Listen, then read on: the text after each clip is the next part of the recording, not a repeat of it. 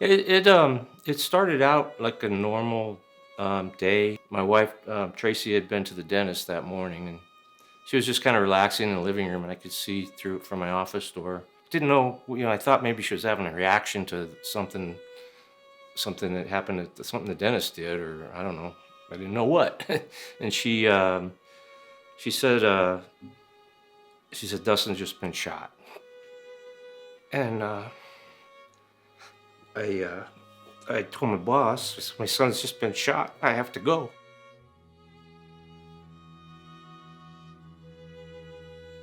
March 23rd of 2021.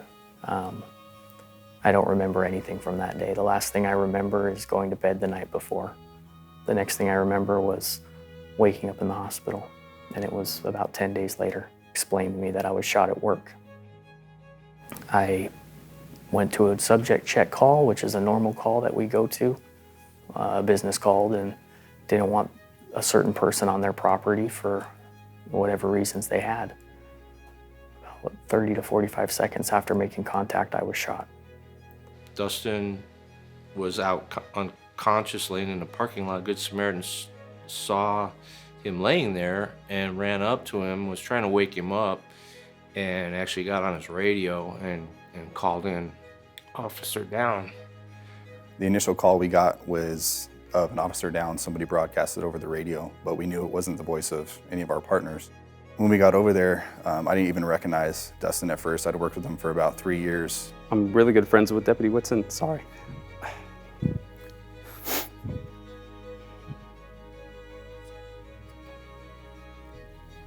I didn't recognize Deputy Whitson at first. He has these crazy blue eyes. The person I saw laying down was really gray. His eyes were the same, so I couldn't really identify him at first. So I give Deputy Stanley the tourniquet. He applies it to Deputy Whitson's left arm, and I can see that he had a single gunshot wound to his left arm. As soon as we got that tourniquet applied, he started showing more signs of life. He started getting a little bit more color back into his face. Things were looking significantly better. At that time, we were completely unaware of the severity of his internal injuries from the gunshot wound. The bullet entered my bicep, and it transitioned into my chest cavity. And I was told that it hit my artery in my bicep, so I was bleeding out pretty fast. I was told that I was fighting, so the sheriff's helicopter made the decision that they were going to take me and they were just going to hold me down. And they did that. And I was told we got to Loma Linda, and a couple minutes after rolling into the hospital, I was told, I looked at one of the nurses and said, "I'm about to die.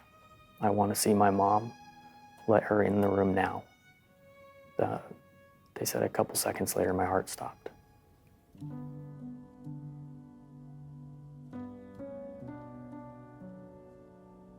He came in hypovolemic shock, meaning he had lost so much blood at the scene that he was in shock.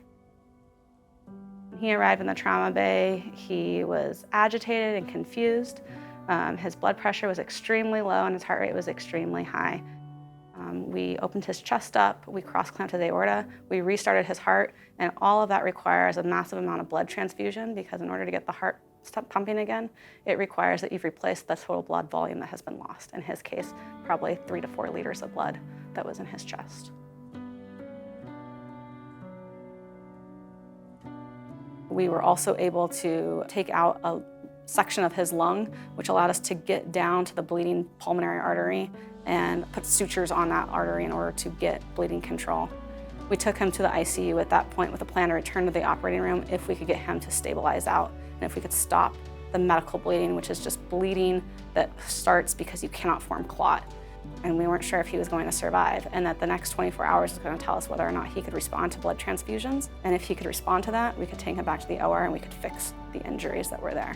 At that point, I had gone down and talked to his whole family, and I told them that we weren't sure if he was going to make it. We learned later that he had a 3 to 5% chance of surviving. It was hard to deal with because we felt helpless. He responded to the transfusions. We were able to take him back the following day, repair the artery, clean out his chest, and get his lung re-expanded. I spent about 4 weeks in the hospital, and then I transitioned into the live-in rehab facility. And I'll never forget, I got there late at night, and the nurse told me, all right, you're gonna have to wake up at 6 a.m. They're gonna come work you out. And she wasn't kidding. It was a 6 a.m. wake-up call, and we were doing therapy all day. You know, did everything we asked him to do. You know, like we need to do 10 of these exercises, 20 exercises done. You know, yeah, he's doing fantastic. I know Whitson is a fighter. It only improved day after day. And Whitson's just been a testament that no matter what you're faced with, you adjust, you adapt, you evolve, and you just continue fighting. Looking back at it, I was afraid. Not so much of dying, but afraid of leaving my wife and my daughter here without me. And so it didn't take long for me to think to myself and say, you gotta get out of here. You gotta do whatever it takes. He's a nice guy, you know, like when they had their baby, they were, you know, sending me pictures and they're like, yay, we get to be here for this, you know, it was very nice. It was great, because we often don't get great outcomes. And so, you know, to have someone survive and thrive is always our goal. And, you know, that he was able to get back to being a dad and living life and, you know, trying to go back to work and all that, so. Yeah, the blood was critical. I mean, if that wasn't there, I wouldn't be here today. I was laying there in bed just thinking, I wonder whose blood I have inside of me. How many people, you know, to save my life. Like I said, my dad's been donating since I was a kid, you know, and he always has been telling us as adults, you guys need to donate. That you have to think, I mean, what if it happened to you? You know, if you needed blood, or your loved one needed blood, your son or your daughter or your grandkid needed blood and it wasn't there, there's nothing the doctors can do without it. We will do operations where we will be losing blood, trying to control the blood loss, asking for more blood, and just trying to save people one at a time. A big thank you to the LifeStream donors and to everyone who helps us take care of our patients. On behalf of myself and the San Bernardino County Sheriff's Department, we just want to say thank you to all the LifeStream donors. Special thank you to LifeStream. We are so grateful that people choose to donate blood. It's a product that allows us to practice modern medicine at the levels that we want to achieve, which is that we want people who come in who are losing blood, who are dying, to be able to be salvaged. We want those patients to be able to survive and be able to go home to their families. So thank you so much to our LifeStream blood donors. We can't do our jobs without you. I just want to thank everybody that donates to LifeStream. We're kind of a team. I'm proud to be a member of that team. Just keep rolling up your sleeve and doing what you're doing. It's very needed and very necessary. And some of you out there saved my son's life, and thank you.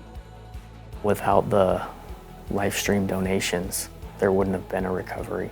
Everything that happened after wouldn't have happened. I wouldn't be here. My daughter would have grown up without a father, and my wife would have been a single mother. And every time I look at my daughter, I'm just so thankful that there's no words I could say to tell you how thankful I am, but just know that it makes a huge difference in people's lives.